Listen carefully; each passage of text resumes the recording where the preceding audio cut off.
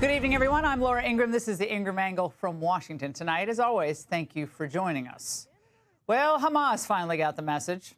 If they're not back by the time I get into office, all hell will break out in the Middle East.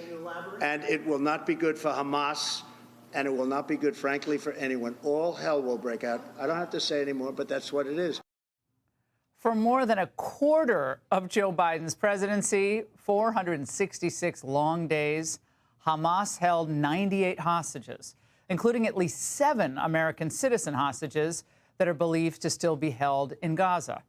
And finally today, a deal was announced, and some of the hostages will be finally coming home.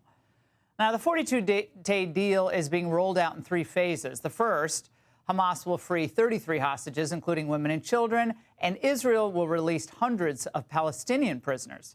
The details of the second and third phases are still being worked out.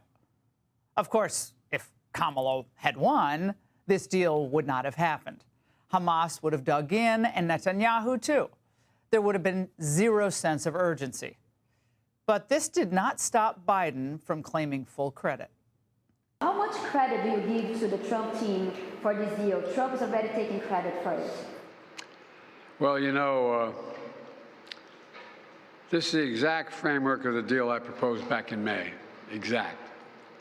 And we got the world to endorse it. Who takes credit for this, Mr. President, you or Trump? Is that a joke? Oh, thank you. You see Anthony Blinken's face? Not blinking. Blinken doesn't blink. He looked like odd. Now, the truth is, this administration could not move the ball down the field. But when Trump won and made it clear that he wanted to get this resolved, or else, he took the steps to do that. He sent Steve Witkoff as designated negotiator to work side by side with the Biden team. And this immediately brought credibility and momentum to what was clearly a stalled process.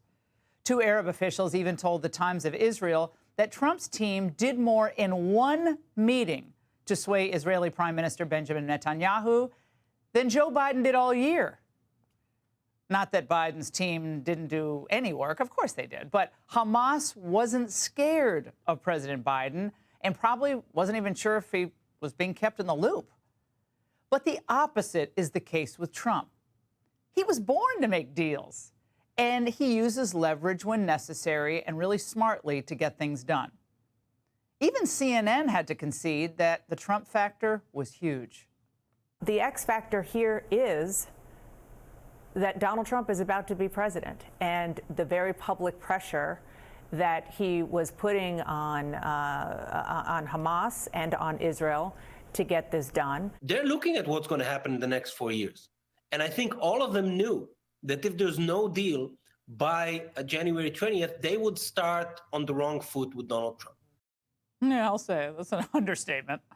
Oh, it's because Trump hates seeing America get humiliated. He hates seeing America get ripped off. That's why he insisted on major new trade deals in his first term. But Biden and his team, 0 trade deals in 4 years.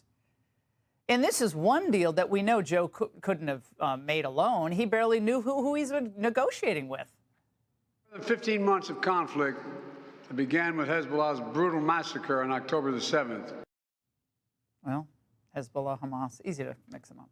Finally, with Trump in charge, we have a return to credibility and competence. Now, could Blinken and Sullivan, with an absentee president, ever have negotiated the Abraham Accords? Could they ever have moved the U.S. Embassy in Israel to Jerusalem? But always looking out for our country, Trump was aggressive and will be aggressive about using America's economic power to protect our interests. That's why Mexico helped with the migrants. It's why Chinese goods were slapped with big tariffs.